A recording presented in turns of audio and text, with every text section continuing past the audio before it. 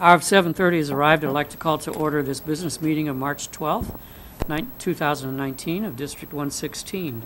Roll call, please. Member Hall. Here. Member Patton. Here. Member Pulaski. Here. Member Fisher is here. Vice President Rollins Here. Gay and President Dimmitt. Here.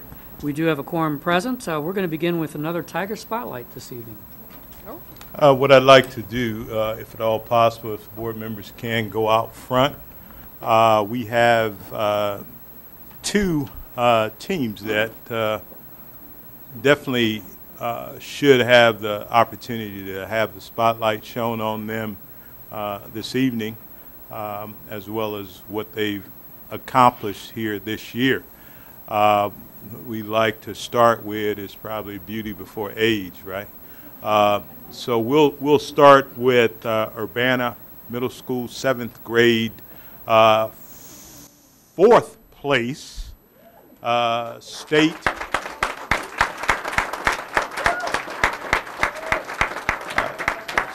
team. And coach is here, but I'm going to have Dr. Wiemelt, the principal, come up and introduce the coach, and then we can kind of go from there.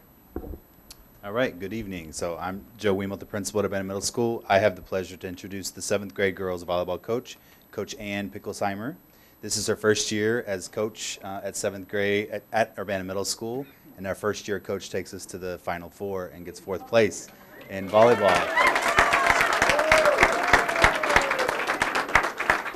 We also have Coach Blackwell. She's not here this evening. She has a different obligation. She's our new 8th grade coach as well. But both grade levels that had really good years. 7th grade, a remarkable year. So I will pass the microphone to Coach so that she can introduce the players. Hi. Okay, so I was told I need to tell you guys a little bit of our season. So we started our season with 16 girls, but then now at the end of our season we finished with 12. So 10 7th graders, 2 6th graders. They persevered through the entire season. We definitely had our ups and downs at the beginning of our season. We actually started 1-4, but you know, I told the girls, trust yourself, trust me as your coach, trust the program. If you focus on the fundamentals, then winning is just going to come naturally, and that's exactly what happened. So we were able to finish our season 15-8, which is really great.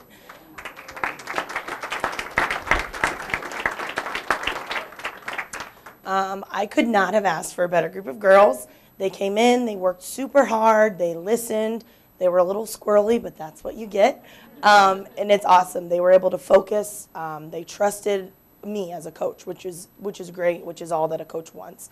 They completely bought into everything that I was trying to do, and it also helped that the parents were super supportive as well. I know that what I was saying on the court was also being relayed back at home, and you could tell how the girls were coming in.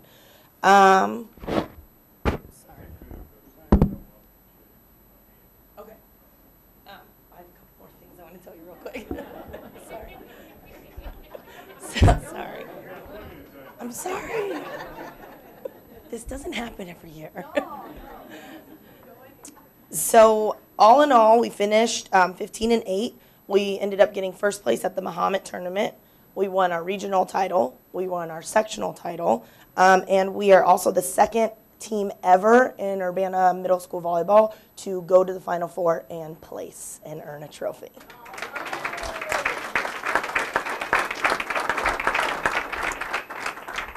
Okay, so I'm going to start with Gwen Schiff. She is a captain. Come on up. I'll give her a shake their hands. Next, we have Nora Davenport, our second captain.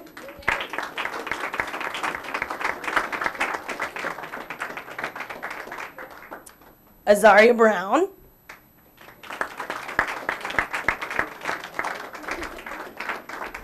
Luna Morales.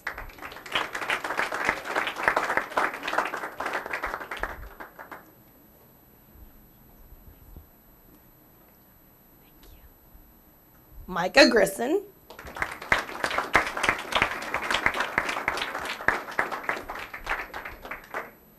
Sydney Ewer.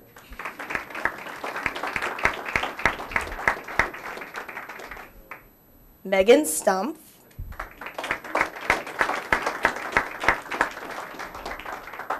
Shama Santu.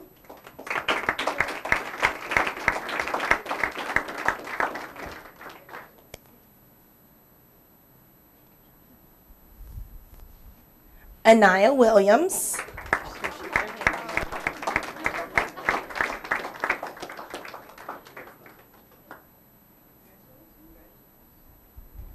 We also had Sammy Chrisman and Callie Rubsoy. And Natalie Pedro Montiel.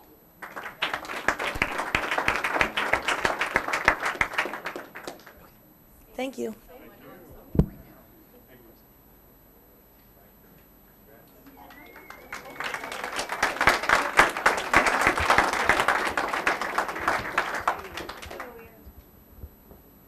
You're not going to leave it so I can put it out front? No, I'm kidding.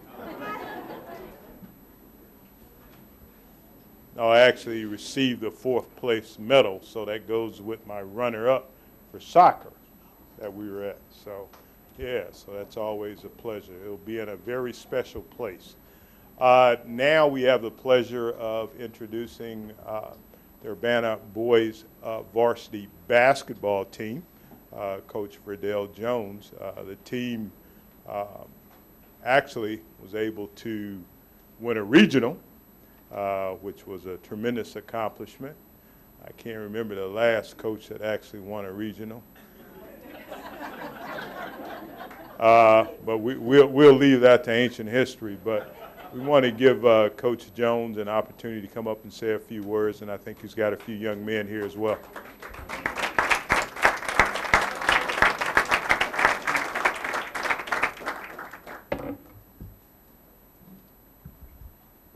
Well, first of all, I've got to be me. I want to first give honor to my great God and Savior, Jesus Christ, who's blessed me with another day of living and another opportunity to sow into the lives of the families here that he's placed me in trust of. I certainly count it a privilege and an honor to be able to serve this community and to serve this family, the families of Urbana basketball. I think I remember the last person that won a regional.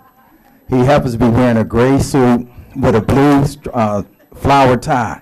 I think he goes by the name of Dr. Williams. Clap it up for Dr. Williams. So that was 30 years ago. 30 years ago since we've won a regional title. The beauty for me this year is that this is my 3rd year, but it shows that we're headed in the right direction. I think when we started this program, our desire was to come and to be able to create change in the culture here at Urbana basketball. And so we felt that the way we would do that is that we had to teach our young men that the importance of winning in everyday life. And that we had a motto that you got to win on 4 floors. You got to win on the concrete floor, which is in the community. You got to win on the carpet floor, which is in the home. You got to win on the tile floor, then in the classroom, then ultimately the hardwood floor. So our motto is you got to win on all 4 floors. And we believe that the natural outgrowth of winning on those other 3 floors is that you'll win on the hardwood floor. I'm so thankful that, you know, in line with that thinking, academics became very big for us. I think as of this point right now, I think all of them, my student athletes have C's or better in the classroom. I know according to IHSA, I think you can be failing 2 courses and still be eligible, but you can't play for Coach Jones if you got D's or F's. And so we're thankful that these young men bought into that and you know, that they excelled in the classroom as well. And so we have some gentlemen tonight who are representative of the larger group of our program. These gentlemen have been the leaders of our program all year long.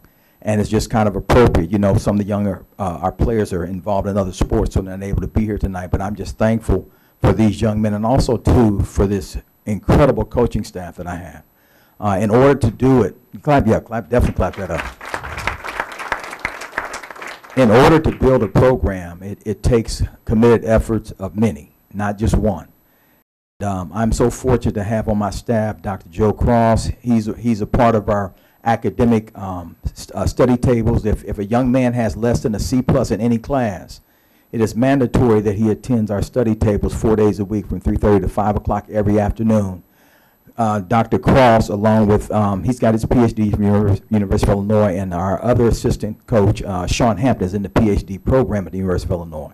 So academics is very important to us. It's one of our 4 floors, and so I'm thankful for Dr. Cross, who has been very instrumental in helping us to kind of man that ship and to keep our young men pointing in the right direction. So I'd like him to come up, Coach Cross.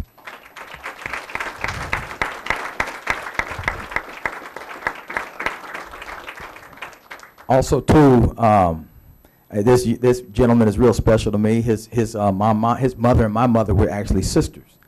And he works in the school, and he's been a liaison for us because he has a great rapport and relationship with the students and the teachers in the building. So he's able to kind of get to some fires before they burn out of control and mend fences. And he's been just a godsend to us in our program, and that's Mr. Jerry Moreland.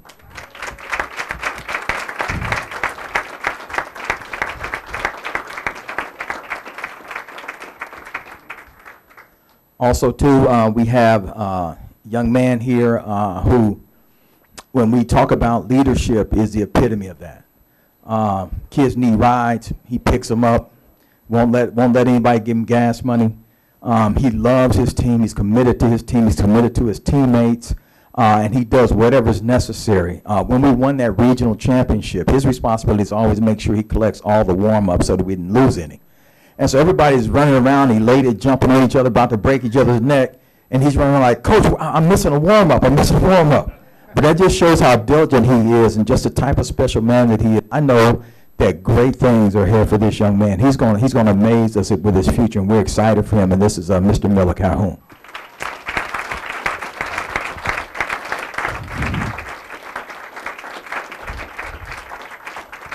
Now, I got to say this real quick. When I first met Miller, I trained him. I met him in the 4th grade. Miller was about this short and this wide. I mean, he sprouted up, and he's just a phenomenal young man. Next person is a very special young man. He's, the sky's the limit for him. He works his tail off. He doesn't take any shortcuts. He's a chip off the old block. And whatever we need from him, he's had big games for us. He was all tournament at the beginning of the school year, at the beginning of the season, in the national tournament up in Peoria. And he's just a junior, and we're excited he's coming back because the sky is certainly the limit for him, and that's Mr. Christopher Cross.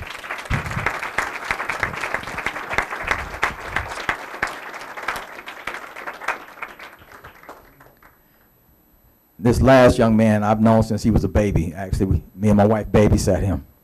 And he's just like a nephew to me. Me and his father, we go back decades, back to Peoria. And he came over a couple of years ago, and he was our leading scorer this year. He just, the sky's the limit as well for him. He can shoot the heck out of the basketball. I mean, I've just never ran into a better shooter, and he works hard on his craft, and I think his dad seems to think he is, but I saw his dad play, so I know better. But anyway, he shot it okay. But now this kid can really shoot the ball, and I'm excited about his future, and he's going to do big things and continue to make 217 proud. That's Mr. Peyton Sheen.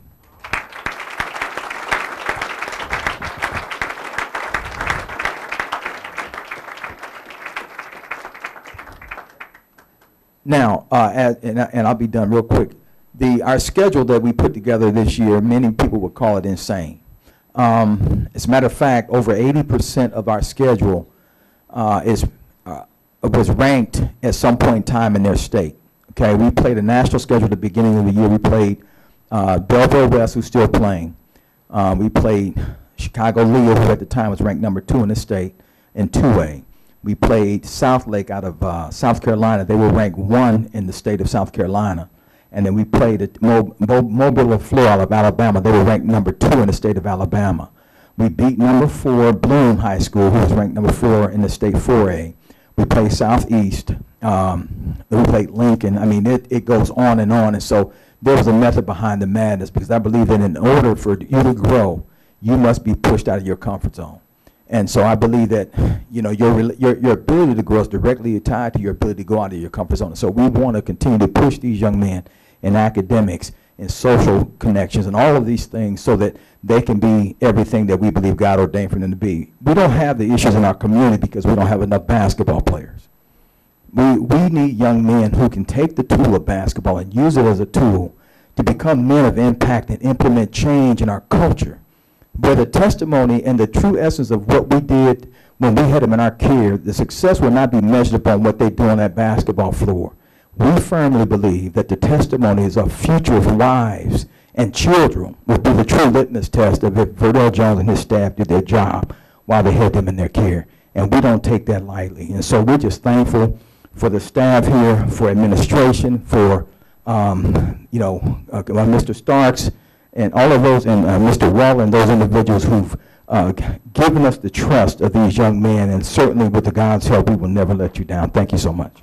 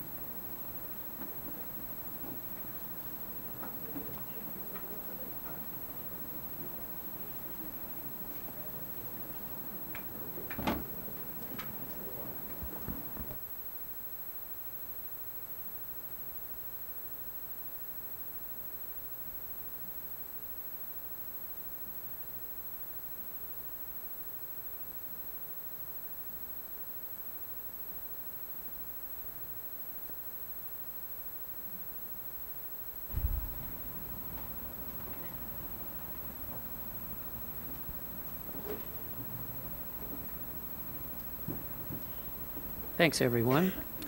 We'll now return to our agenda. We do have one correction to this evening's agenda in that number 12.5 will not be on the agenda tonight. Yeah, 12.5. Any other corrections or additions? No.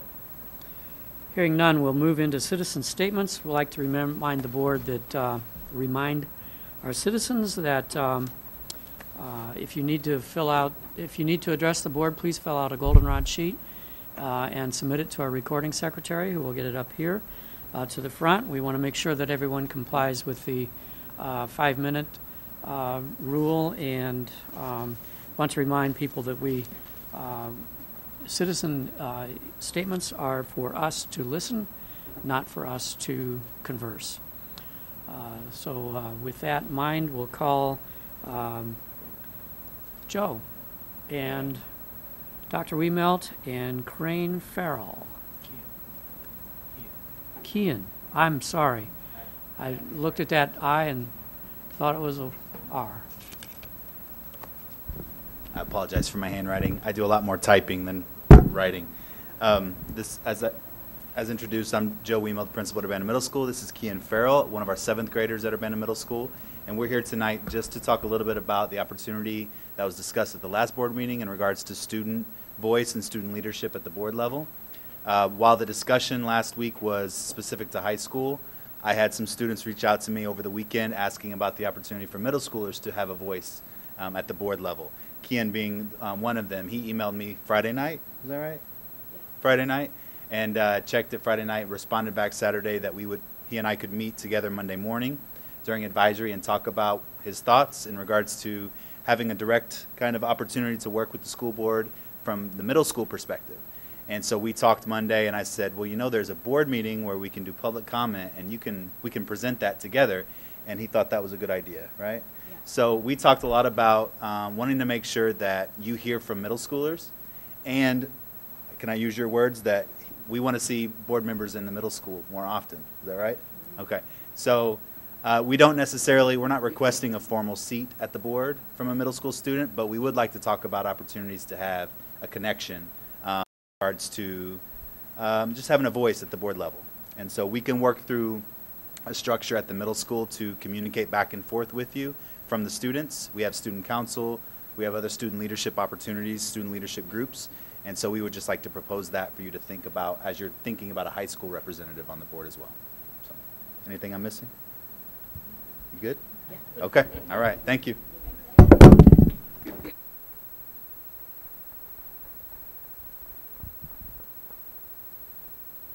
And I forgot to recognize Michael Tassine for running the cameras for us this evening.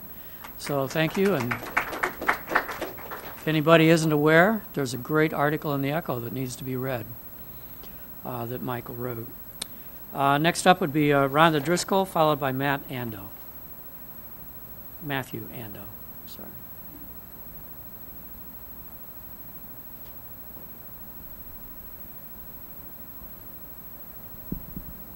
All right. Good evening. My name is Rhonda Driscoll. I'm a staff member at UHS and a resident of Urbana. I'd first want to thank all of you around the table for your hard work, your leadership, and commitment to the Urbana School District. Unfortunately, I'm also going to ask you to take on yet another burden. As we all know, we are in the midst of a very difficult year at Urbana High School. Recently, the board report assessed that some administrators were deemed as ineffective in their job performances. I am asking that any and all of the ineffective administrators, if there are any at UHS, be reassigned for the next school year, and that this occurs as soon as possible in order to have a large pool of candidates to interview. We cannot go on another 15 months like this. UHS needs effective administrators with significant experience in teaching and leadership at a high school level. I also encourage students, staff, families, and taxpayers to let their opinions be known on this topic. Thank you. Matthew Ando, followed by Tina Hubre.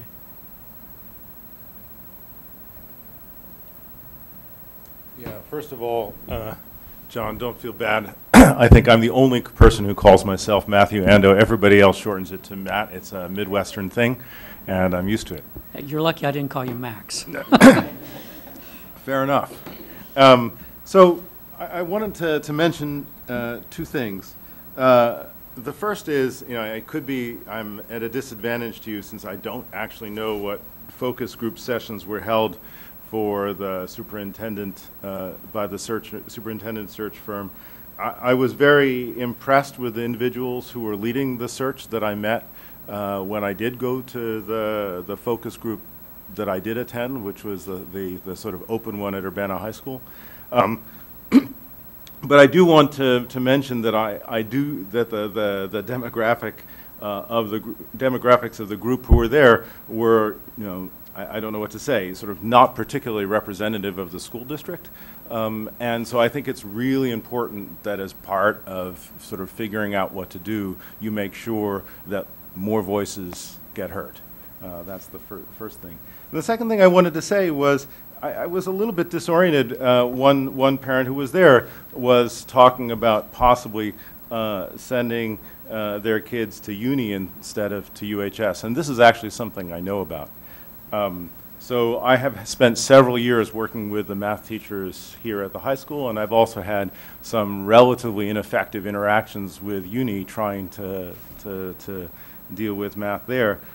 So for example, sometime while I was chair of the math department, some parents from uni came to me to express their frustration over the relatively unprofessional way in which, unprofessional is probably not the right thing, not up to modern standards way in which placement was being decided at uni.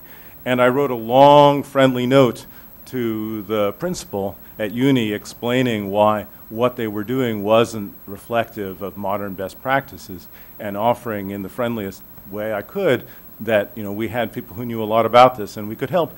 And even though I was at the time chair of the math department, so presumably a resource for them, and also at the time a uni parent, I never received any response.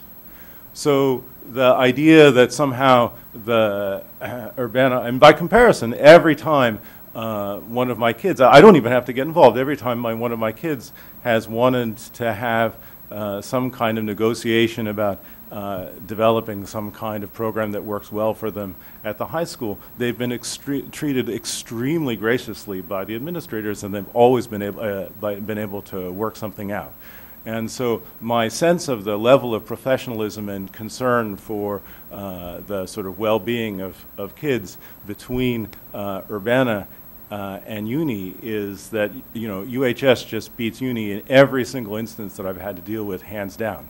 Let me conclude by saying that, you know, I have richly interacted with the math teachers at Uni repeatedly over the, at Urbana High School repeatedly over the last 6 or 7 years, and I've been in math higher education for close to 30 years, and I'm absolutely convinced that the UHS math teachers are the best I've ever seen in 30 years in higher education. I've engaged with them very deeply. They really know what they're doing, and they really care about outcomes for students. So, you know, if I were given a choice, you know, if I were, you know, Uni costs money, so I wouldn't pay money. But if it were free, I would still be sending my kids to Urbana. There's absolutely no question. And if anybody wants, there are things, of course, I can't say in public, but if anybody wants to talk to me about this, this is something I'm happy to talk to any parent about in sort of one-on-one. Those people are doing a superb job, and the only thing that I would hope is that to the extent that, you know, one thing I worry about for that high school, for the high school, and it's not your problem, it's just a national problem, is that it's an academically excellent high school, and sometimes the academic excellence works better for some kids than for others. And I think our biggest goal should be to make that academic excellence work for all the kids. And I know that the teachers really, really, really want that to happen. Anything we can do to help that happen, I'm absolutely committed to doing. But it's an outstanding group of people, and I strongly endorse them. So. For our viewing audience, Matthew's son is Max, which is why I almost called him Max. I encourage you to stick around because I think there'll be a pretty extensive report on the search process and focus groups. Tina Hubre.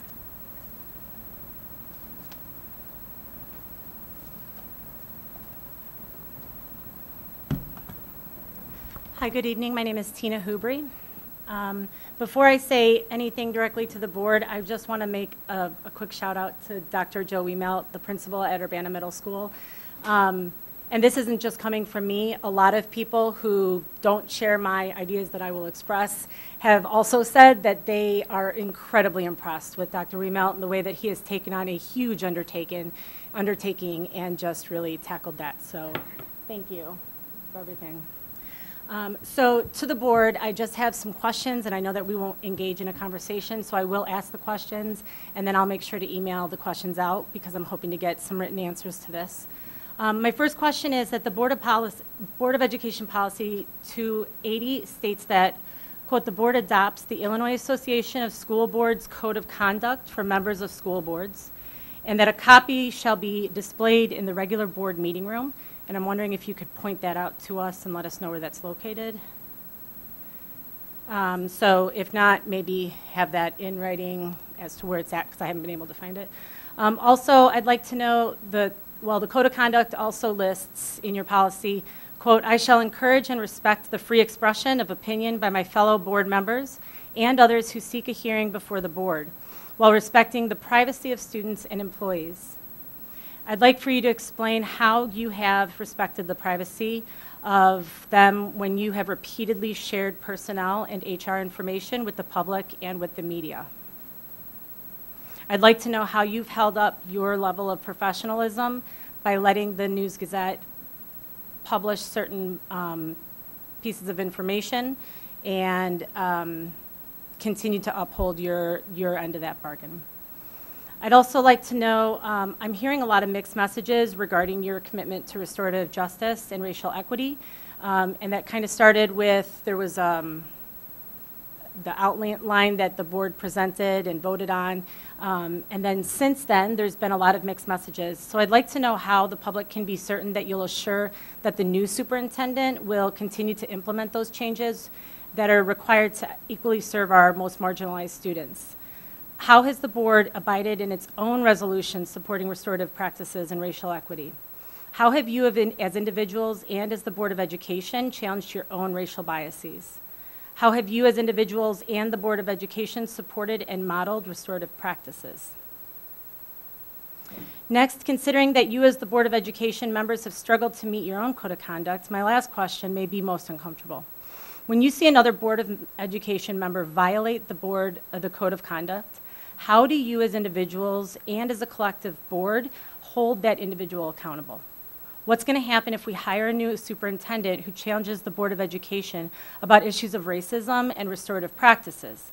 How will you encourage the next superintendent to help you abide by your code of conduct and focus on policy rather than the day-to-day minute of the district? This specifically, I would like a written answer to, and I can, again, restate that if you'd like.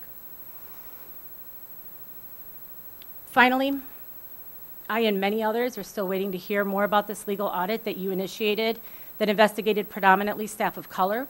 Why wasn't this addressed in an open meeting? How much did the district funds were allocated for that? When was it approved? And which individual Board of Education members voted to approve it? How was it used to show anything in comparison to things that have happened in the district's history? Why did the audit, quote unquote, target staff of color, mostly black staff? And how do you plan to ensure that the staff who were bullied suffered the most hostile work environment and left or are leaving because of the situation? How will they be protected, supported, and compensated for your actions? Earlier this year and last year, we have heard a great deal about exit interviews. How many staff who have left since December have had those interviews? And finally, to the public, I'd like to remind you that there is a chance and a choice to make positive change. You can vote for accountability and transparency. We're really tired of the blame game and the empty promises. This board has successfully tarnished the name of the district just to protect their seats, and where the FOIA listed in the agenda from the News Gazette isn't in this agenda, I do expect that I will see that in the next agenda. Thank you. Next is Michael Tissy.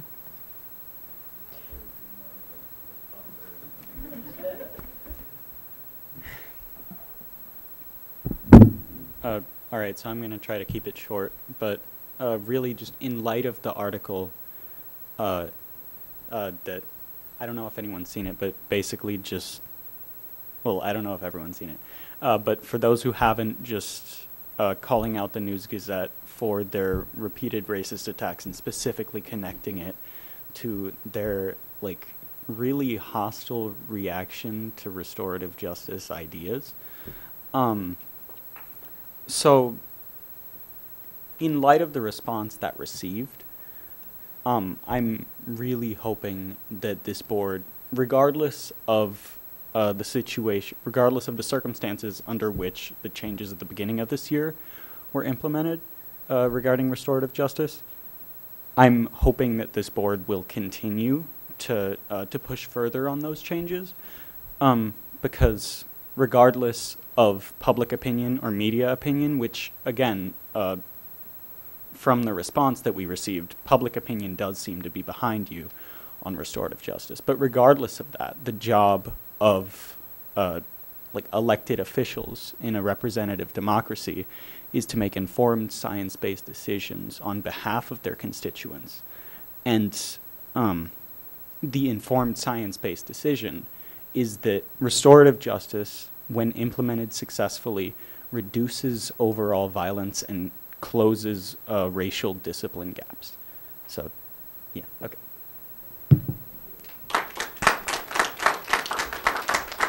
Thank you. Anyone else wish to address the board this evening? Anyone else wish to address the board this evening?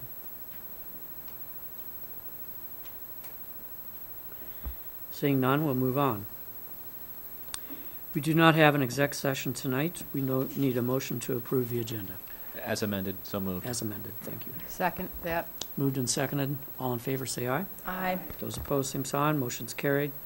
We have no commendations or recognitions beyond our Tiger Spotlight this evening. Policy review, none. Communications, none. Administrative reports. I'd like to turn it over to Diane Robertson to get us started on where we are in the process so far. I'm going to pass out a copy of the PowerPoint to the board members, as long as you promise not to jump ahead. Okay. No reading ahead, huh? Seeing how it all turns out. Thank you. Oops.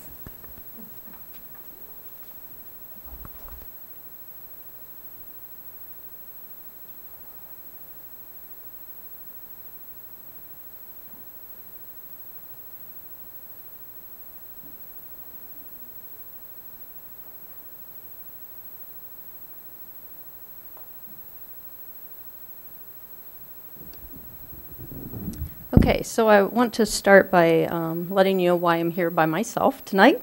Tim Shemp, who is one of my cohorts, was planning to be here and present with me, and he texted me about 3 hours ago and sent me a picture of his car being towed away from a gas station up in Dwight. He went in to get a cup of coffee, get some gas, and when he tried to start his vehicle to finish his trip here, it wouldn't start. Tried to jump it, wouldn't start. So it's being towed home, and he sends his apologies for not being able to come tonight. So, you're stuck with me.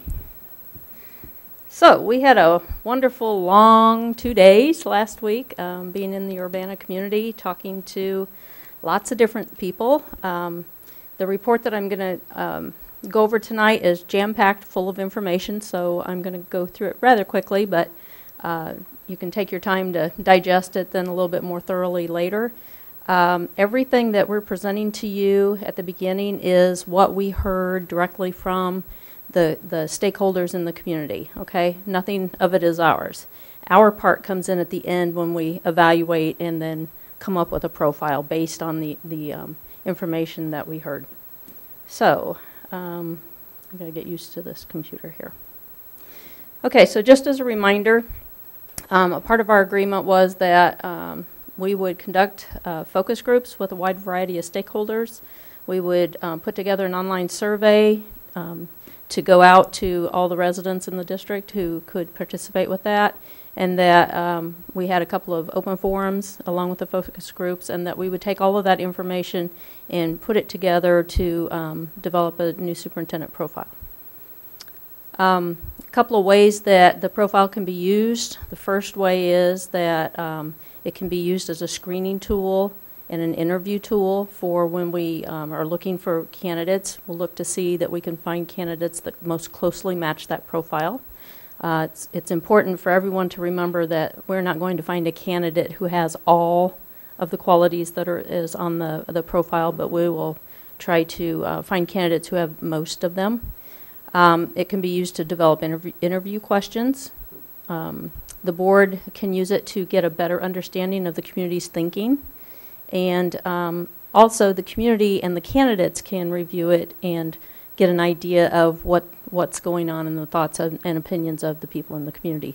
So we will ask that this be posted on your district website when we're done. Just some data information. We had 20 focus groups and 2 open forums. We had a total of 187 attendees at each of these. We actually did do head counts and sign-ins so that we could get an accurate number. The online survey, we had a wonderful response. We had 450 responses total. I'm sorry, 540. 540. I'm a little dyslexic tonight. This does include Spanish and French versions that we also put out there. So this is all 3 languages put together. We did get a few Spanish and a few French, but most of them were English. And we just want to remind you that due to this not being a scientific report whatsoever, there might be some rounding in here. There might be some, perceptions that we had to draw. So there's nothing scientific about this. Just a reminder, the 4 basic questions that we were asking people when we met with them, and that the survey really kind of was designed to gather input about the strengths of the district, and the community, about the greatest challenges or barriers that are present, what the priorities should be for the new superintendent coming in, and then what the most important skills and characteristics should be that the candidates should possess. So we're going to talk about the focus groups and the open forums first. We had 147 people attend a focus group. We talked to parents, we talked to community members, business leaders, we talked to students, we talked to certified and non-certified staff, building level and district level administrators, and the Board of Education. We had 2 open forums. We had a total of 40 people attend those. One was specifically for staff members, and one was specifically for community members. So from those focus groups, this is just a summary, okay? The things that we kind of heard most often. The district's strengths. It's a micro-urban community. That came out almost all like first, okay? There are lots of amenities here, lots of opportunities and, for kids and families. So it's kind of like if you don't have anything to do, it's your fault. Because there's enough here for everybody, a wide variety of things.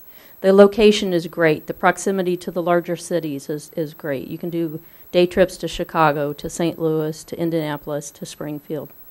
It's a diverse community. That word came out really first and foremost a lot of times. Yet it's still a close-knit school and community. There's an affordable cost of living here. It's a safe and welcoming place. It's a great place to raise a family. The U of I was mentioned every time as an asset. It's a multicultural core of the community, and it's a microcosm of the real world. So your kids are getting to experience the real world here. You have great teachers. The neighborhood schools were a positive that many people felt. And even though that they feed into one middle school and one high school, sometimes that's challenging because you can't separate kids that sometimes need to be separated, but it was looked upon as a strength of the district that there's a oneness and a unity there for the kids. There's a wide variety of academic offerings. There's an emphasis here on educating the whole child. The dual language program, the fine arts programs, and the acceleration programs were mentioned many times by people as being strengths.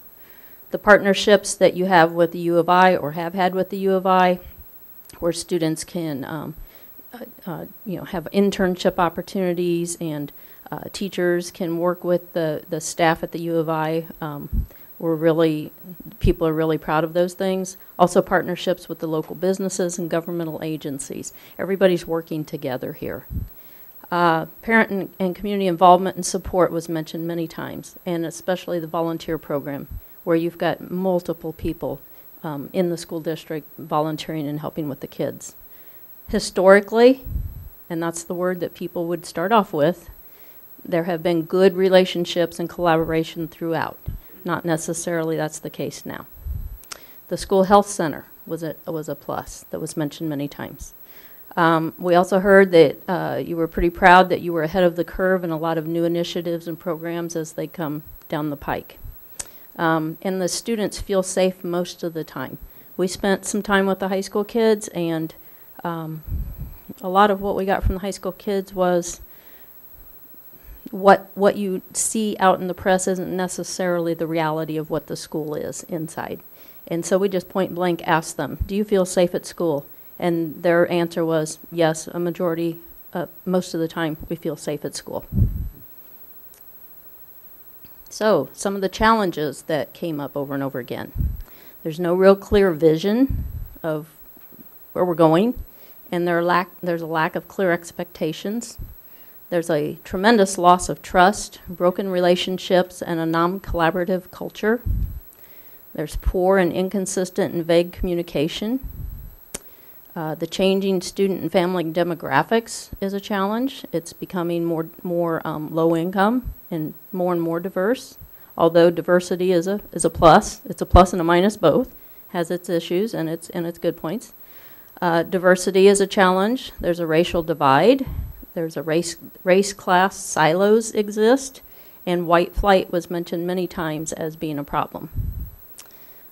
School safety issues came up in every group that we talked to. There's a feeling that there's inconsistent discipline, lack of some consequences, and the removal of deans was a big issue for people.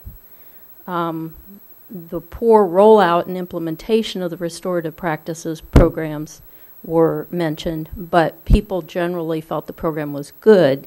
They just thought that it wasn't rolled out and it wasn't implemented properly.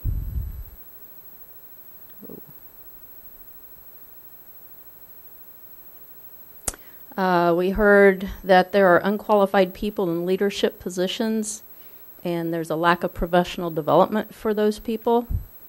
There are poor relationships between building administrators and teachers. There's a high turnover of staff. There's a loss of institutional and operational knowledge because of that, because people have been leaving, these things have contributed to a low staff morale at this point in time. Across the board, we heard that voices go unheard. It didn't matter if it was the high school students they expressed also to us that they would like to have more of a voice of what's going on in the district because decisions directly affect them. But also community people, parents, teachers, staff, everybody's feeling like their voice hasn't been heard for the last several years. And then there's a fear of retaliation for speaking out or speaking up. Negative press coverage came up every single time. Financial issues, tax caps, unequitable allocation and spending of resources, that came up several times. Focus areas in the first year. Remember, these are the focus groups and open forum people. School safety, fix the restorative practices program. Restore trust and build relationships, because without that, nothing else is going to be able to go forward. And let's get properly qualified staff in place, especially at the building administrative level. Many people mentioned the need for a principal mentoring program.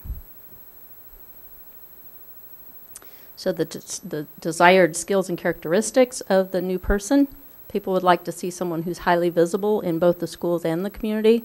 We heard a lot about Dr. Williams being more visible in the last couple of months than people remember, administration being visible.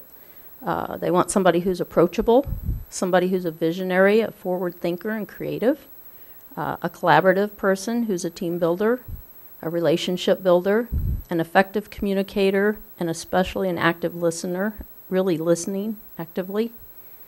Someone who's transparent and open-minded, someone who has building leadership experience, someone who's proactive rather than reactive, someone who will hold others accountable, somebody who's strong and confident, somebody who can be a mentor, and many times if the person could be bilingual, that would be a plus too. People didn't necessarily feel that needed to be a must-have, but would mention many times if this person could be bilingual, that would really help. So those are the focus group comments in the open forum comments. Now I'm going to switch to the survey. So we have 540 survey responses. About half and half were staff members and parents.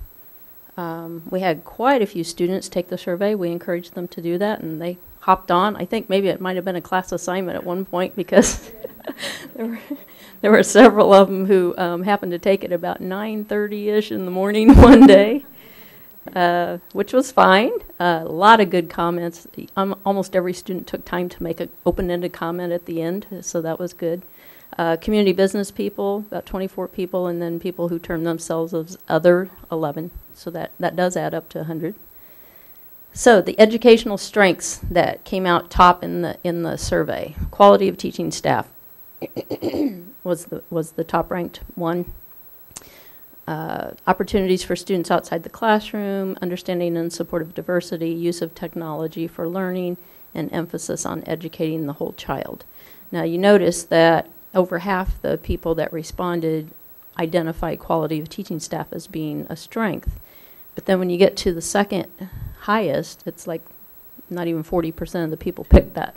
So that means people were all over everywhere. They weren't unified on what the strengths were as far as the survey goes. Thank you.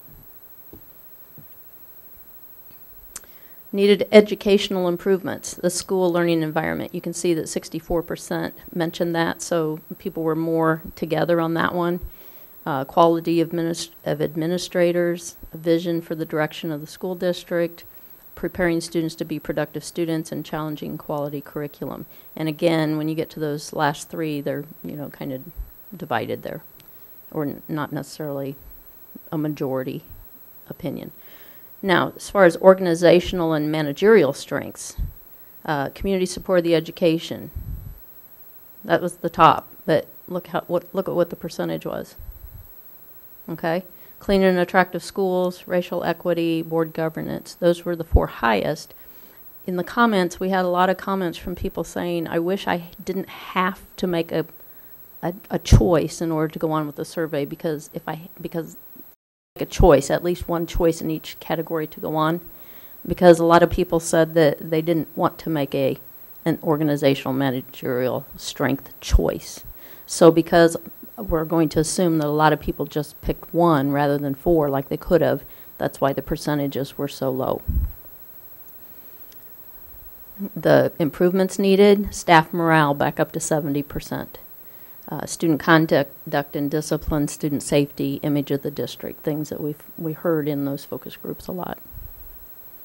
Priorities for the new superintendent, we're back to students again. Student well-being, feeling emotionally safe and confident, relationships with staff and community members, student growth and achievement, and then image of the district.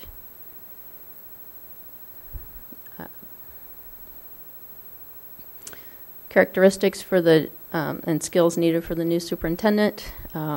People on the survey felt like they needed a collaborative leader who includes others in decision making, has a clear vision for leading and can inspire others, builds good teams and brings out the best in others, has a deep knowledge of curriculum and learning, is visible in the school and community, holds others accountable, has warm people skills, and is approachable.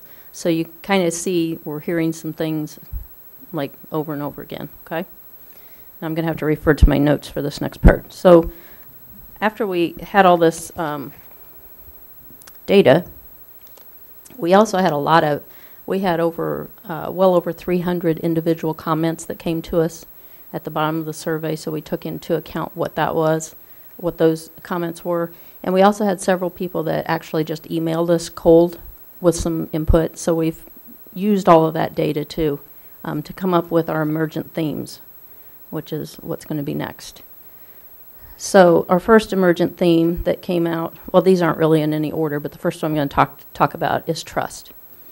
And I'm just going to read to you what we ended up saying as our kind of our guiding points as we develop these, and then I will give a copy of this to all the board members.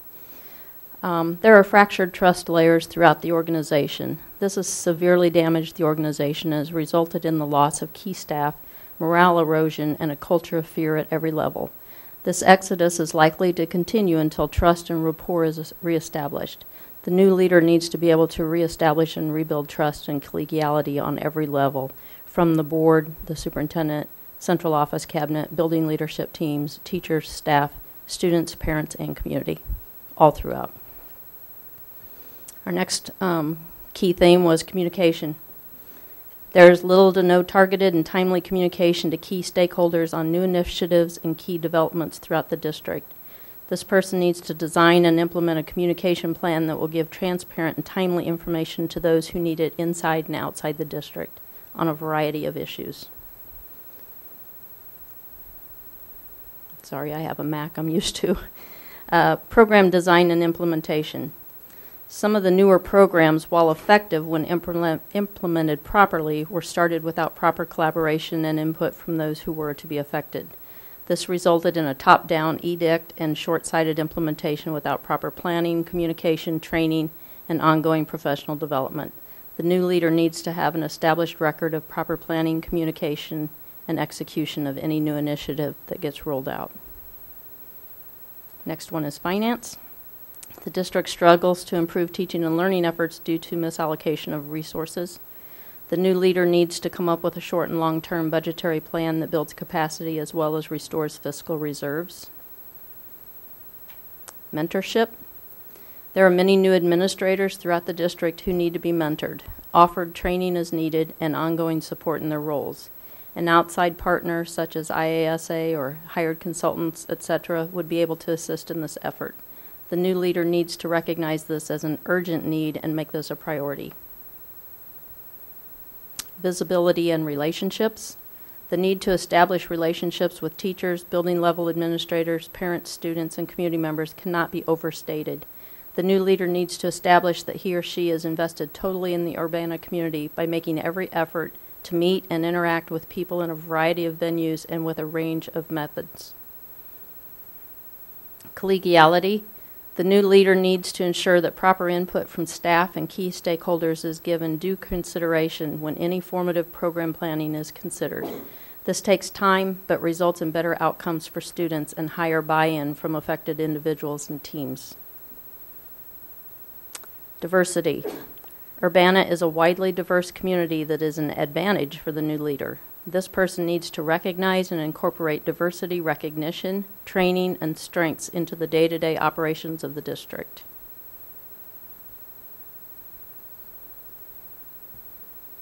Continuity and consistency. Due to the exodus of many veteran leaders and staff, a wealth of institutional knowledge is no longer available to those who continue employment with the district. The new superintendent must establish and implement an organizational system of protocols and procedures to ensure both operational and programmatic fidelity at all levels of operation. Accountability. A system of checks and balances from the boardroom to the classroom has been missing. In cooperation with the Board of Education, the new superintendent should develop a process for holding all parties accountable for successfully fulfilling their individual roles. This includes the Board of Education, central office, building administrators, teachers, other staff members, students, and parents. Equity. Urbana is a unique micro-urban community, which is reflected in the school system. The demographics of the families and students in the district will continually change. The new superintendent should work in a collaborative manner with all internal and external stakeholders to build capacity for not only racial but also social and resource equity. Servant leadership. The recent top-down form of leadership discouraged and stifled collective voices. The new superintendent should be a team builder who seeks the voice of others, listens actively, and engages in shared decision-making when appropriate. Safety and discipline. Some schools do not have a learning environment whereby all students feel safe and secure. Not all schools. The new superintendent should work with key stakeholders to design and implement a discipline program that is vertically and horizontally consistent throughout the district.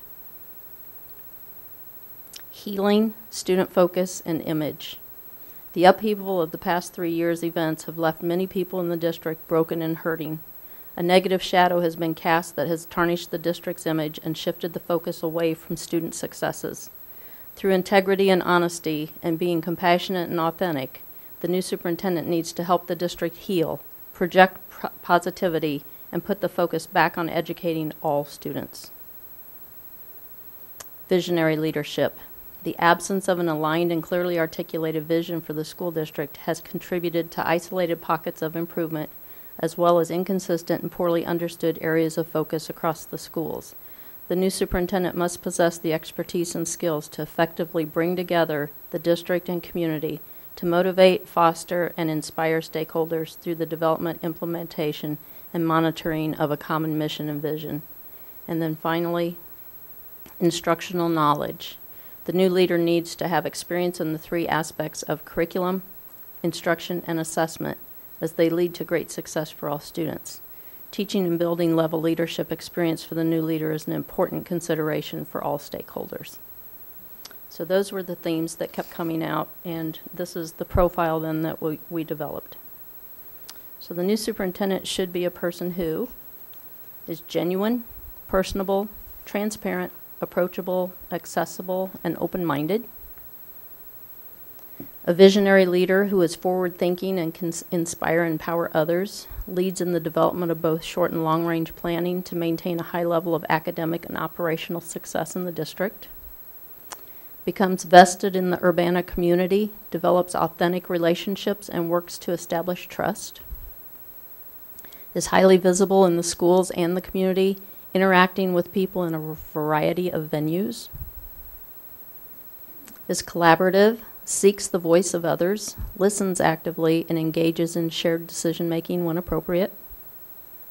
Hires well, delegates effectively, ensures accountability, and provides targeted professional development and mentoring services where appropriate.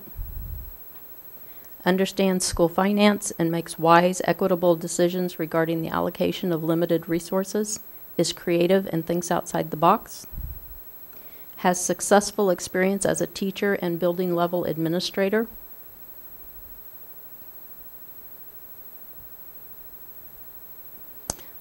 a strong academic background, is knowledgeable about curriculum, instruction, assessment, and how students learn, is dedicated to the education of the whole child, embraces diversity, leads in the research, development, training, and implementation of programs and initiatives to break down racial, social, ethnic, and class barriers and divides that hinder student learning and achievement.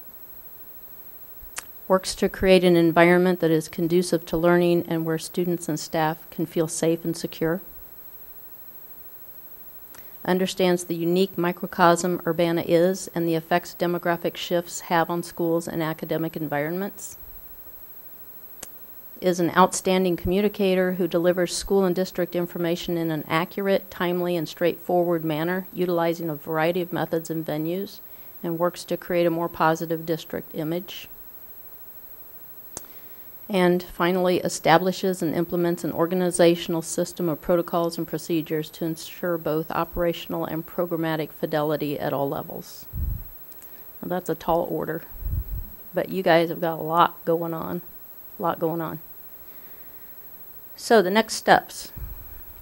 We will take this new superintendent profile and we will be doing our concerted effort at recruiting according to what we've heard here in the district, what we feel is needed. We'll be conducting interviews of promising candidates. We will be doing the reference checking and vetting of those candidates. We will recommend candidates to the school board. I believe that's right after Easter. We will have, a slate of candidates for the school board to interview. We will conduct an interview workshop with the school board prior to those interviews starting.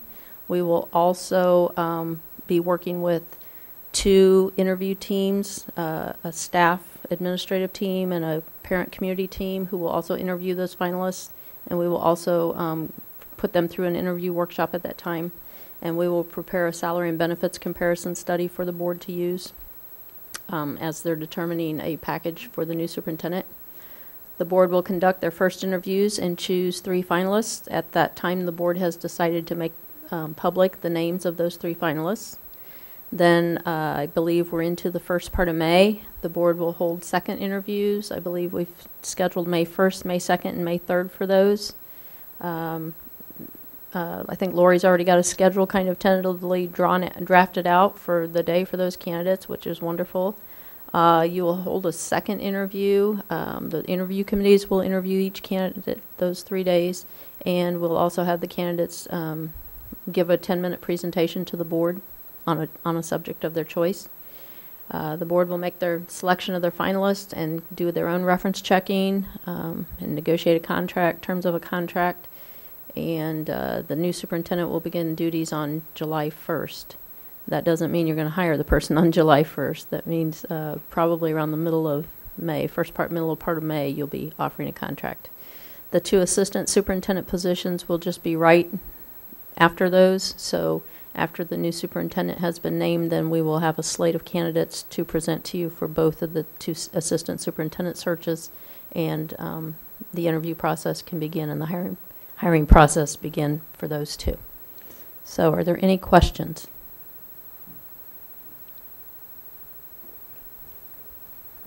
I was just going to say thank you for such a thorough process. I heard from a few people who were part of the open forums, and all of them said, kind of independent of each other, just how comfortable and welcome and supportive the process felt. I mean, they felt heard. So thank you for doing such a good job and for putting words to it. This is the profile is lengthy and has a lot of good text there. Do the candidates, how much of that will candidates see? Or is this simply for you to use in your? No, we will ask that be posted on the district's website. On your district's website? No, your district's website. Okay. There's a page, there's a link on your front page to superintendent search information. Right. So we'll ask that's there. Candidates know that we have boards do that, but we also will post that on our advertising on our side. Right. And anytime a candidate contacts us or begins an application, we have a consult with them and make sure that they know. We either send the profile to them or we ask them to check the district's website so that they know what's going on before they determine whether or not they're a viable candidate. Because I know candidates are instructed to apply to your, through your Yes, website, yes, not they- through ours. Yes, Yeah. but we have a link to your website on our website. Gotcha, Saying, okay. here's the link to the district's website. Okay. Mhm. And again, we've probably asked you this before, but does this, it feels like it's a very speedy process, like it's, really concentrated on a timeline. Is this faster than most processes? I know you've been involved in many superintendent searches. It's a little tight, but it's not unreasonable. It used to be that superintendents would not make a move. If it was after Christmas, they wouldn't even consider a move.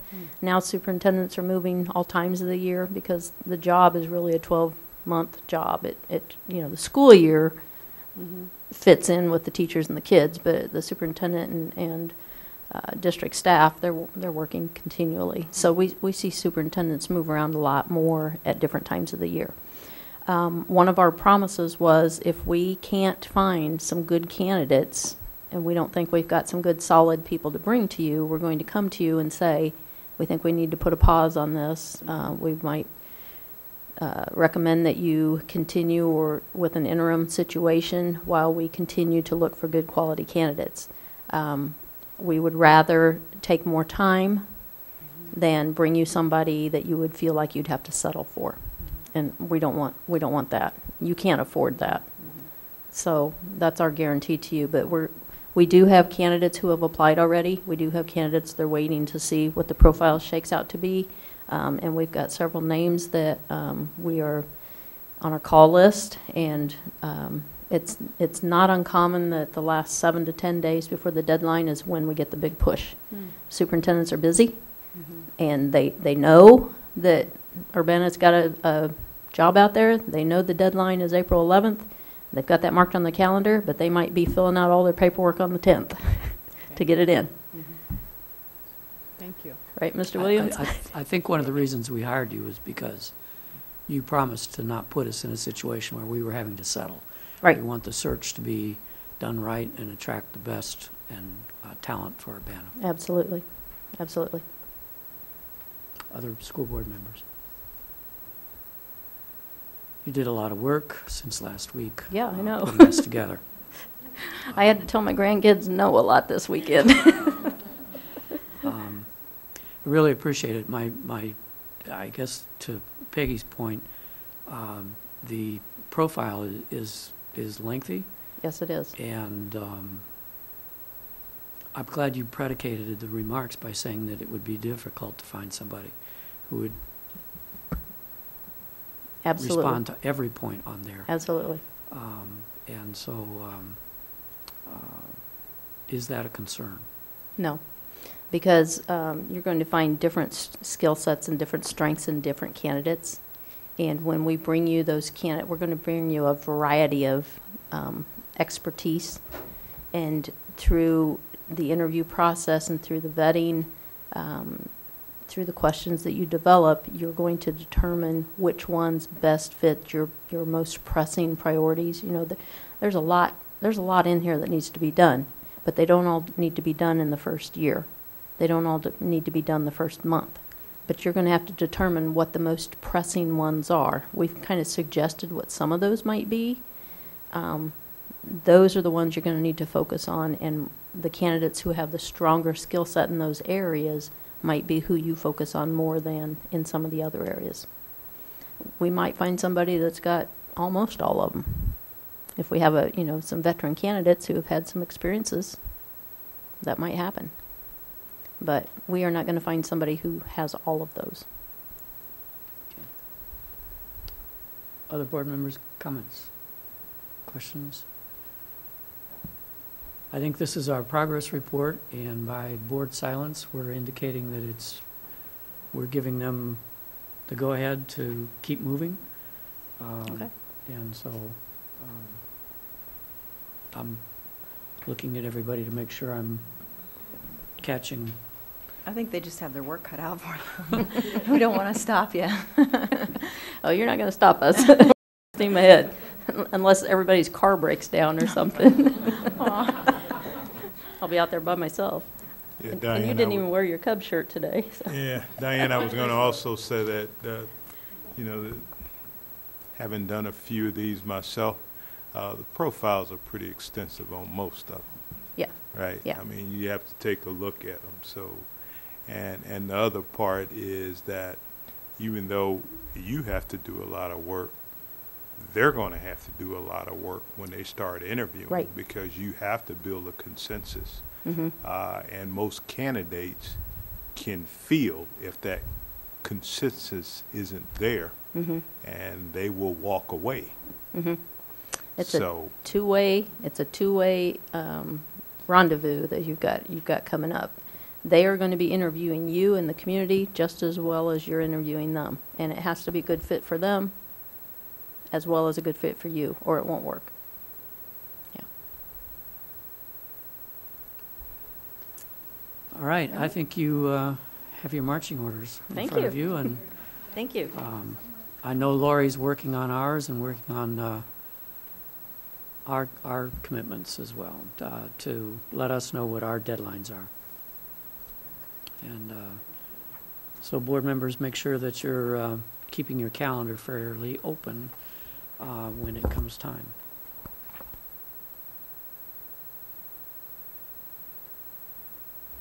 All right, thank you. Our next report is community resource discussion, 10.2, community resource discussion.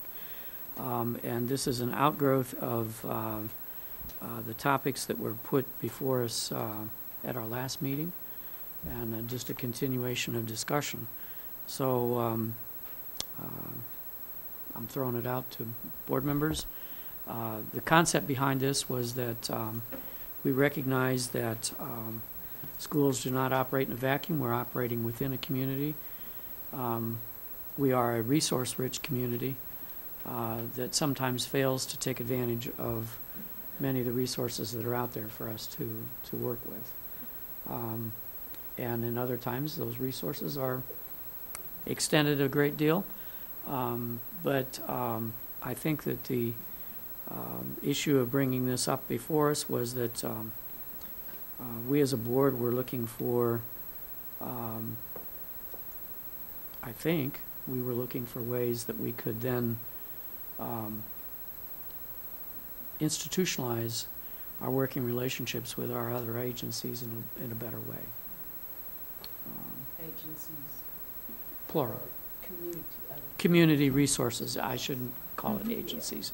You're right, community resources.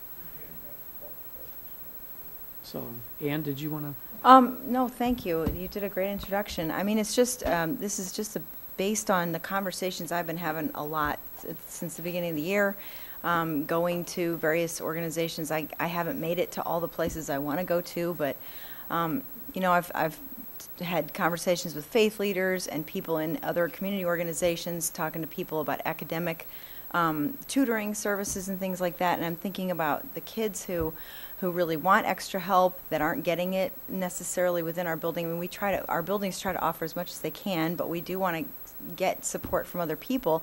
And I want to really try and talk about a systematic way that we engage with them. I know, like, people with community connection, neighborhood connections come and give reports, and we get reports from other places, but is there a way we can do it routinely and systematically so that when there's big events that happen, like what happened in February in the high school, we already know who we should be reaching out to, and those people are already reaching out to us, so there isn't confusion and hurt feelings and chaos. And I don't really know exactly how to approach it, but I wanted to put it on the table so that other people could offer suggestions, and hopefully that if we do eventually get a communications person in central office that could really, like, gel all this together and put it out there for the community on our website and other ways that people know where to reach out. And if they aren't talking to us, they're talking to them, and vice versa, open dialogue. So I don't know if I verbalized that well, but I want suggestions. So today I had a meeting, and Reverend Carruthers was there. It was a resource meeting. It's under the umbrella of the coalition. And one of the things that caught my eye that I didn't know was going on is he has a STEP program. And what we could also do, people who are teaching and working with kids can go over there and help. He is tutoring, trying to put together a tutoring program, and a lot of them are low reading achievers. You know, they're not meeting the requirements. So he says that he's trying to help them with that, also with mentors. Janice has this side, the neighborhood. Our side over there by King School does not go over to her area. So we've got a lot of low-income kids over in that area and some mid-income. And so we need to try to connect as a board, too, to be part of that tutoring process. You know, like you're good in tech and everybody has their area. And so I feel that we've got to reach out in order to get them to connect with us. Because if we don't reach out, we don't know what's out there. I had no idea he was working with all these kids. And he's also saying some parents have felt the behaviors they personally have said, where did they fail? Because they thought they were doing everything that they should have been doing. So, yes, I think the churches in this area, not over on the other side of the line of Wright Street, but if we would come together and work with these community peoples, I think we could do something. I know at one time Dr. Underwood had things at her church that was near the area that Carruthers is working with. So something like that, we need to know. We've got hidden leaders. And also years ago, when I first moved here from Ohio, there were activities for kids and a lot of programs, and the board at that time, a lot of members were connected with the community. Seems as though we're not as connected as we should be. Well, I'm glad you mentioned STEP, because that was one of the things Yeah, that it's strong. a few weeks back now, it's a blur. I went to the Dublin Street Church, and they were talking about STEP, and there was one other one that started with a C. Organization was an acronym that was also working to try and mentor students to like prevent violence and have dialogues and things like that. And one of the things that STEP was talking about was tutoring, because some kids need it beyond just before school and after school in our schools.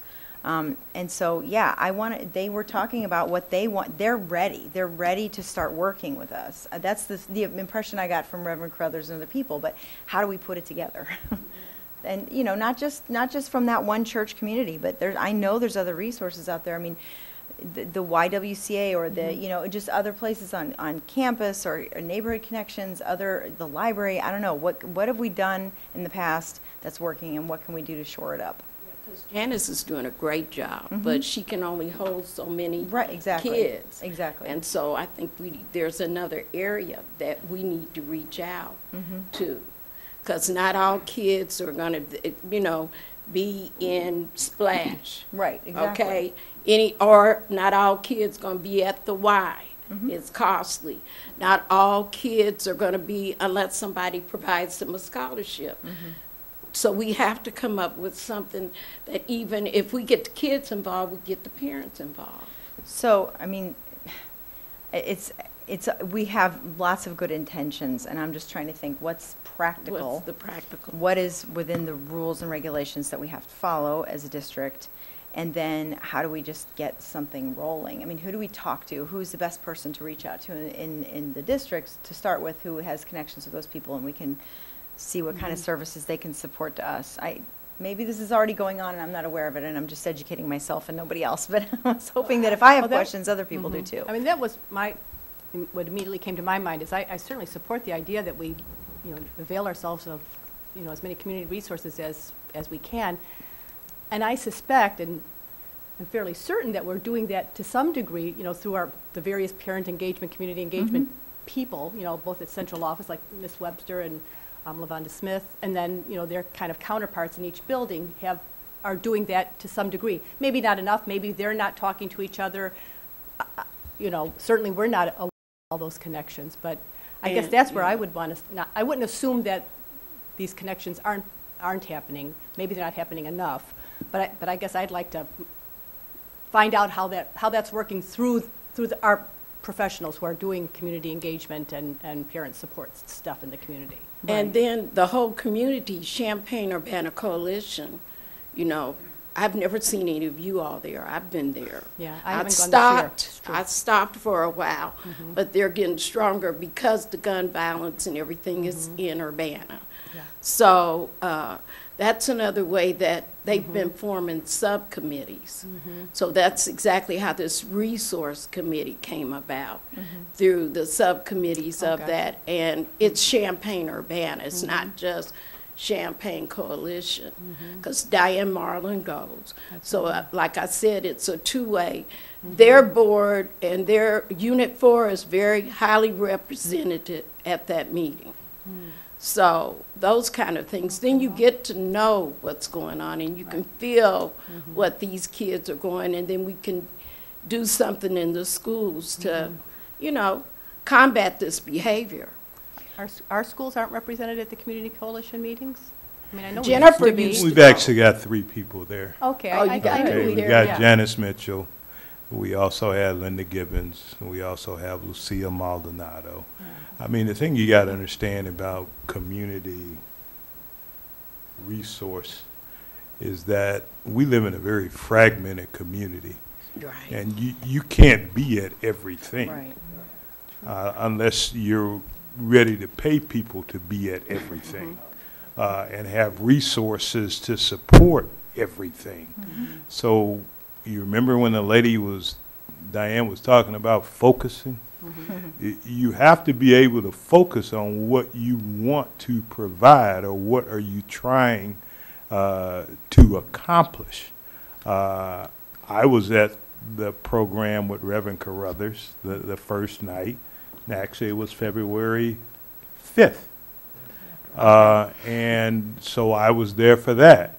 And I won't go into all of the details on there, but I was there for probably about an hour and a half.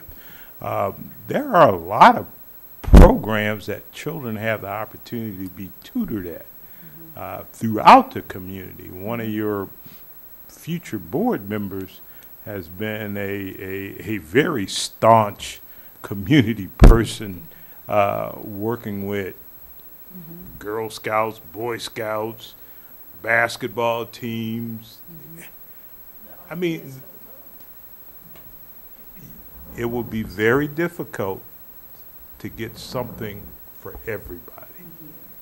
You can offer things. You can offer things. Now, you have to decide on what you're going to focus on. If you want to focus on providing tutorial services on the weekends, okay, we can do that. Now, we're going to have the resources. You're going to have to open buildings. Right. You're going to have to provide meals and possibly transportation. Logistically, we can do it now. We've done it. We do it every summer. Okay? So if that's what you want, do you want, we have the Splash program. Typically, that was free. And that's how it started out, very free. It started out for most kids free. Okay? Now, there might be a small nominal fee, but for the most part, it's accessible to anybody that's willing to do it. We have a grant program that Ms. Gibbons is providing that last year we had. It was kind of a transition for children going from 5th to 6th grade and from 8th grade to 9th grade. That's right, you talked about. We couldn't find kids to do the 8th grade to 9th grade. You can't mandate it. It was available for them. So all I'm saying is, if you want something along those lines, please be strategic in saying, what is it that you want? And we'll be glad to put it together and bring it back to you. But again, there are a lot of things out there, and you can't It's very difficult to be all things to all people. Okay? It's So difficult for just- us to be everywhere at once. But you have to research, do a lot of research. I'm with that on Urbana and the kids, their home lives, their psychosocial, emotional, and it's certain things that certain kids are not being addressed at. And you mentioned Girl Scout, but some of these kids don't do that. And research is done on activities. And you can make them learning activities. So that's all I'm saying. Yeah, we need to focus, but we also, in order to do this community, we're going to have to do some research. Well, We can't rush it, yeah. Thanks, Benita. I mean, one of the things I was thinking is, we don't have the resources as a district, but can we have partnerships with people who do have resources and at least just let people know? I mean, maybe they already do. I'm thinking of, the United Way had, a while back, their campaign was at the 211 or something, where you could dial this number if you had a question about an after-school organization for your kids, or if you had a question about housing, whatever, you could call this number, they would have information for you. If nothing else, could we have like sort of a, I don't know, an info page to come once we get the website and everything up to date, that when people are looking for things to do for their kids, or they have needs for their kids that they don't want to have to use the district for, or they want to go through their own church, or they want to go through their own youth group, they know how to find those things. I mean, I'm thinking of an example when my kids were younger and I was looking for a club for them to join, a non-denominational club. I wanted to know more about 4-H, but I had to reach out to them because I didn't even know who to contact in 4-H, because the schools that my kids were at didn't necessarily have information to provide on that. But could we provide information like that on our district website, or have a communications officer keep those things updated so that if you want questions about answered, I need extra tutoring services, I'll go to the district website instead of not knowing where to go? I mean, could that just be a starting point? We could also have like a community calendar with events Right. from these other groups. We could partner with the city on that as well. Yeah. Right. And then that helps us as a district and us as board members, because I know with the racial equity training sessions that we've had at the different schools, that Lori was kind enough to put that calendar together so I could see all the different days that the events were coming out and the times, and I could also see which other board members were going to go, so I could know, not going to break open meetings act, but also, okay, so-and-so's going to that school, I'll go to the next school. That was helpful for me, and I just like having, everything put out in front of me on a sort of a calendar. I'm sorry, you guys are looking like, oh, and stop asking for more stuff. I'm trying to just have a discussion about it, because I feel like a lot of people have asked me these questions. Where do I go, and what am I supposed to do now? And I say, well, we can look it up for you, but I'd have to get back to you on that one. Well, Benita, you mentioned that when you first moved back from Ohio that the district was involved in that kind of stuff. And what's happening in this country is that a lot of the institutions that used to provide this kind of stuff are themselves struggling, or they don't exist anymore, or their impact in the community is, this is a society-wide thing and not just related to the schools. I think, I'm not sure that, trying to how to express this without relying on the community coalition, I think is probably, and maybe it's one of the things that we take to the community coalition, is that just the inventory that you're talking about different programs and so forth, because if we're in the business of listing those community organizations, then there's also the instance of, are we endorsing them? That creates some issues that are best for us not to get entangled with.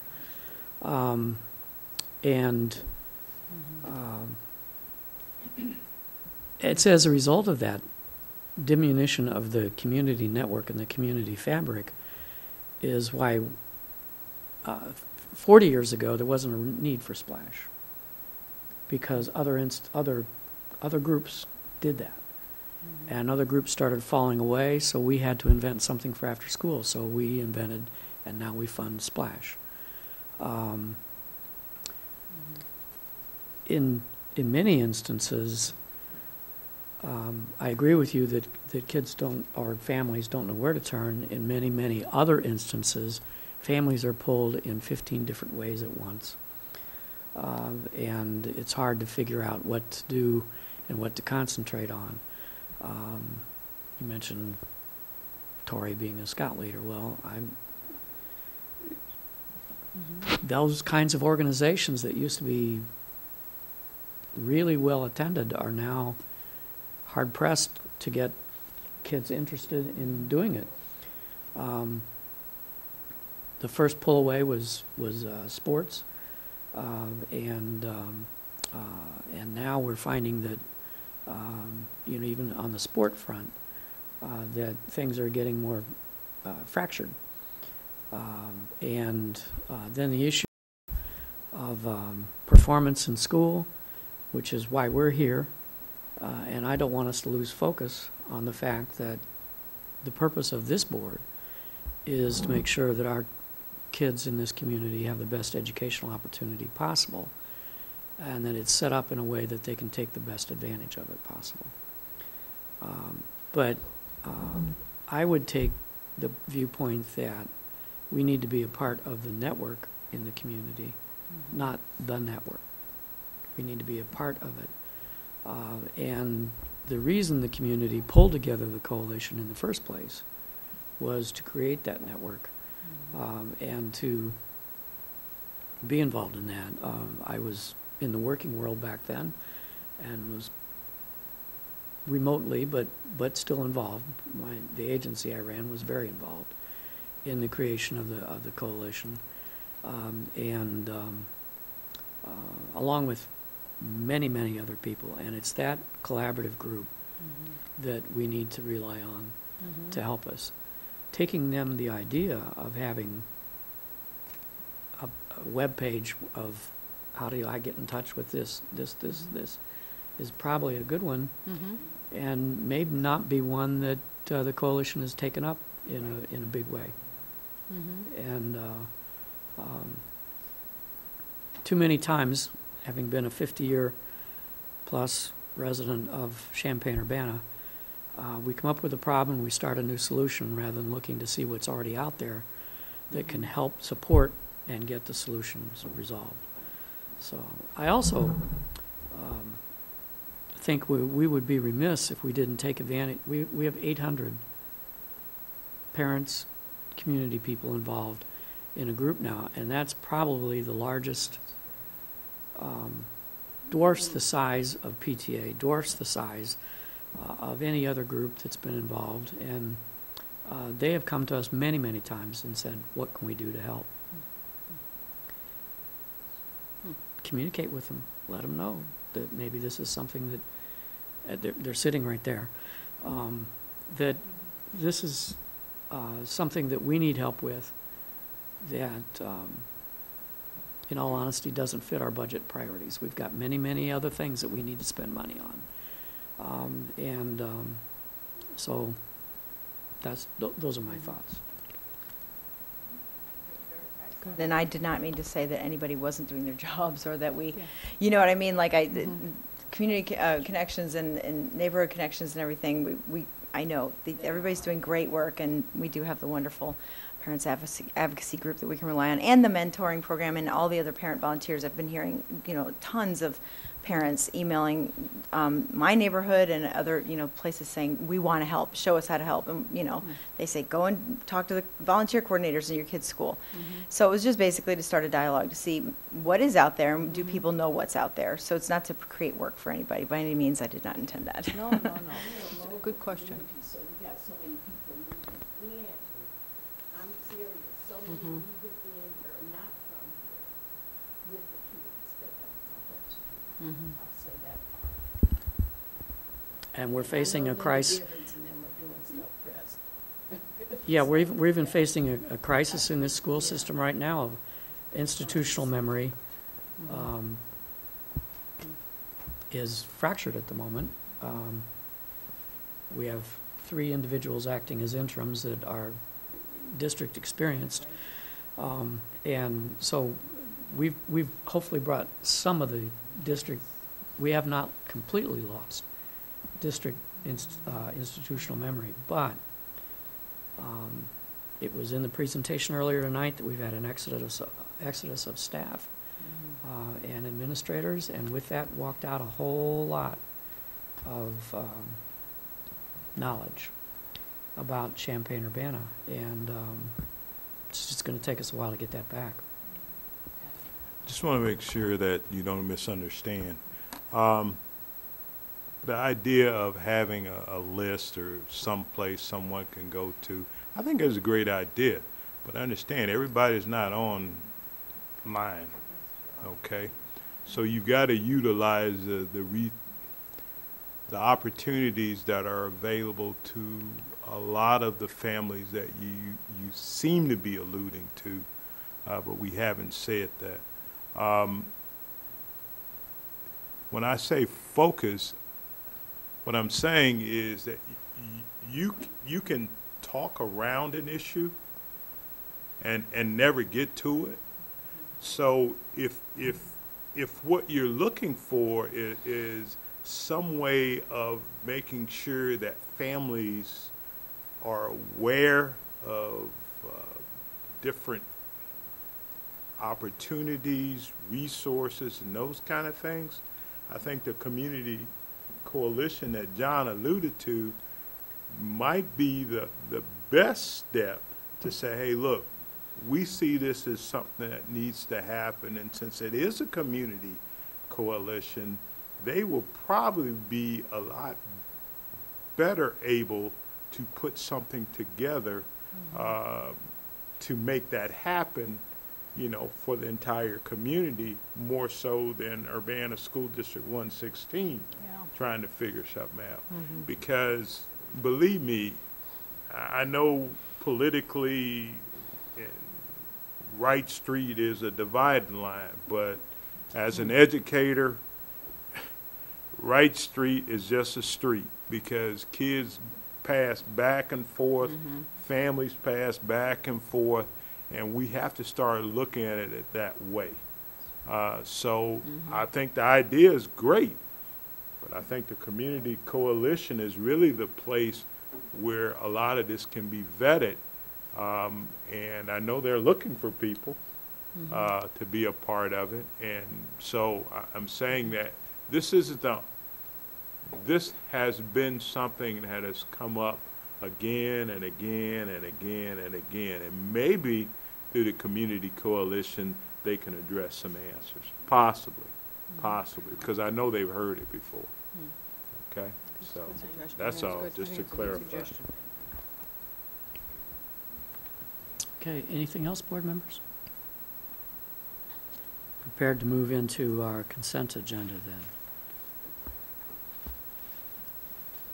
Seeing that everybody's okay with that, we'll go ahead. With the consent agenda, we have, give you an idea of the number of meetings that District 116 has had to hold in this last 30 days.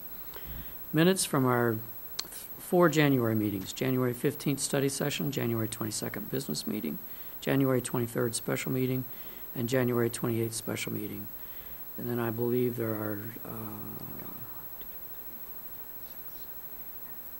12 meetings in February.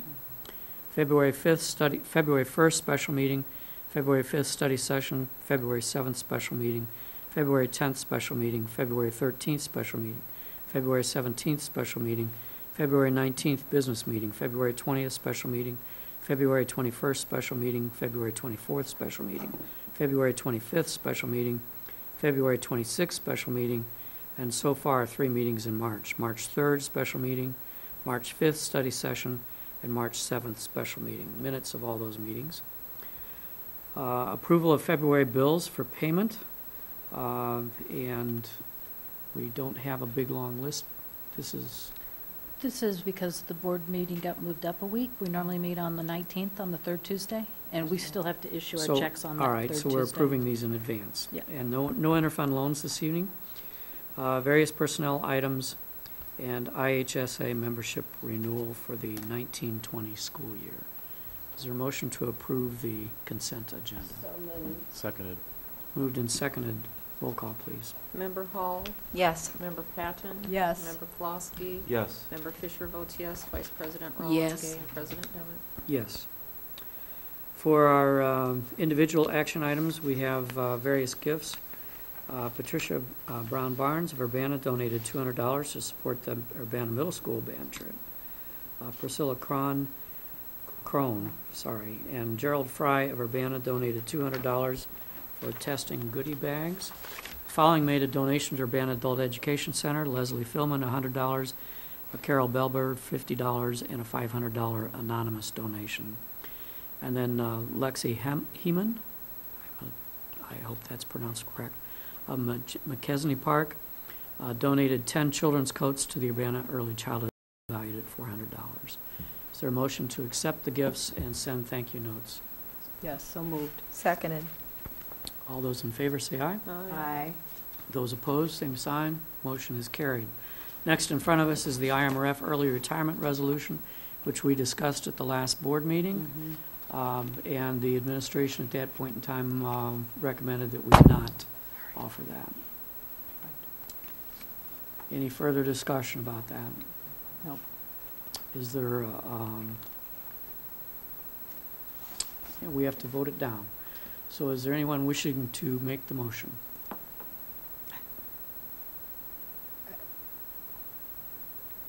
Am I going to say that the issue drops for lack of a motion? Yeah, I guess that's the simplest way. Motion, the issue drops for lack of a motion.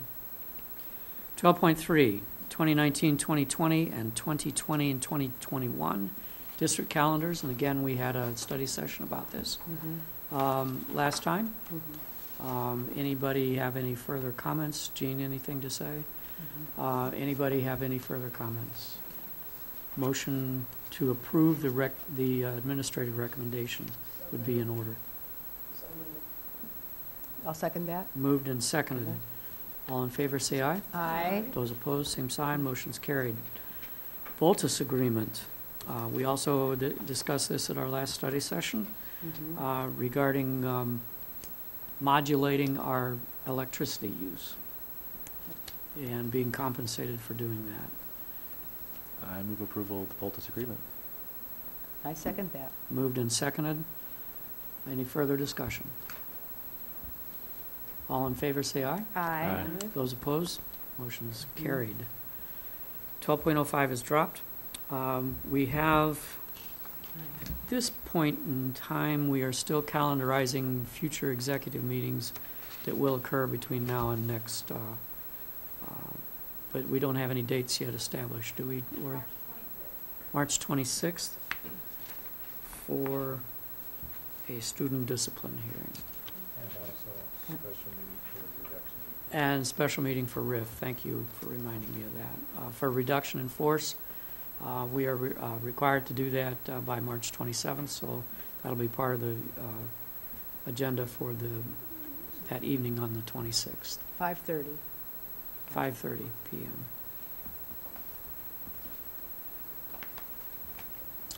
No further special meetings beyond that. I thank you that we're not having to meet during spring break. Call for future, Superintendent's Report. Just quickly, we had some very sad news over the weekend, and I'll simply read what one of our staff members, Ms. Cromer, put out. It is with deep sadness that I share the news that Sandy Cooper, former principal of Thomas Paine Elementary School and Gerber School at Cunningham, passed away on Saturday afternoon. Sandy worked in Urbana School District for 23 years. That's Saturday or Sunday. I don't want to get that confused. When was it Saturday? Okay. As a special education teacher at Gerber, then became the principal at Gerber/Cunningham, and spent the last 10 years of her career as principal of Thomas Paine Elementary School. She retired in 2017, but stayed active and connected to her community colleagues and the families and students she became so close to throughout her wonderful career. Arrangements are still pending, but services are planned to be held at Weiner Wyckoff Chapel in Urbana Renner, Wyckoff, Chapel, and Urbana. And once we have additional information, we'll make sure that we share that with the board and the staff. So I think I had another email that it was a bicycling, some kind of a biking. she had a biking accident, yes, but Yeah. I'm not gonna, I'm gonna leave that alone. Other parts of your report. Do you have a mic back there? Who's giving the FOIA report?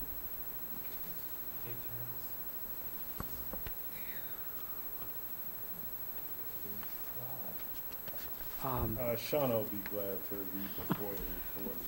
Thank you. I'm sorry. Thank you, Shauna. Our FOIA officer used to give those reports. Thank you for volunteering. We're gonna have to get a larger table if we're adding students and our FOIA person. So might go all the way out to both sides. Okay. We have Lindsay Dickinson from Unit 5 Education Association, the association president, who would like a copy of discipline or misconduct record related to a former employee, James Harden. Marissa Miller from WA&D, district emails to parents to and from, I think that's supposed to say faculty members, from Monday after 11:30 to on the 4th to Tuesday on the 5th. Aaron Eads from WCIA, complete contents of reports or results for testing levels of mold in the classrooms and portable classrooms throughout the district between January 1st and February 4th of this year. And then any and all communication from district staff to parents of students regarding any mold testing during that time period. Bethany Simpson from Smart Procure for purchase order numbers.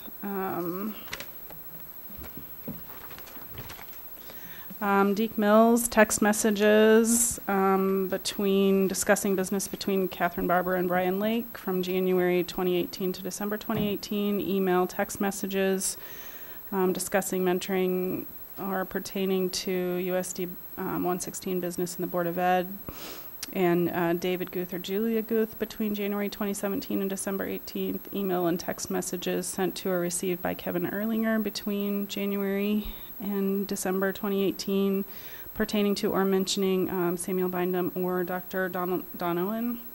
And then text messages discussing USD 116 business between Board of Ed members between January and December of 2018.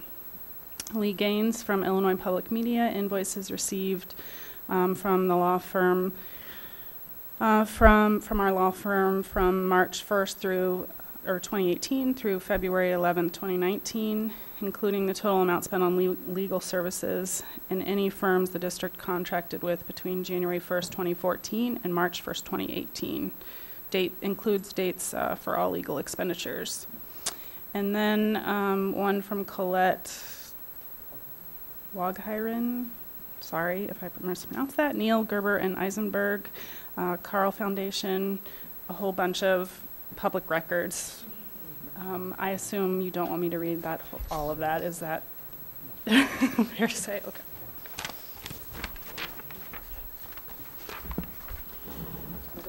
All right.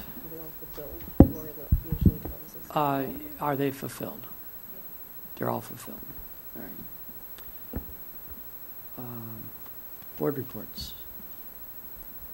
A couple of quick things. I want to ask everybody to support HB 2100. Contact your state rep to support that because it's going to abolish the state charter school commission.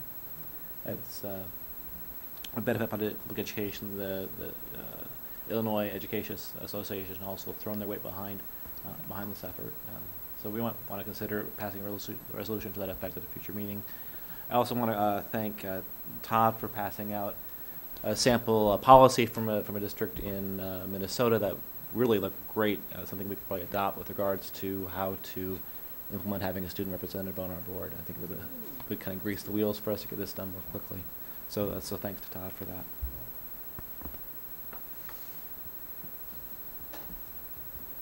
Any other board reports?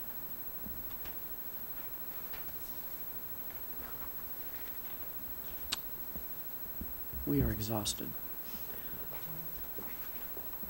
I'm assuming that's why you guys are done talking.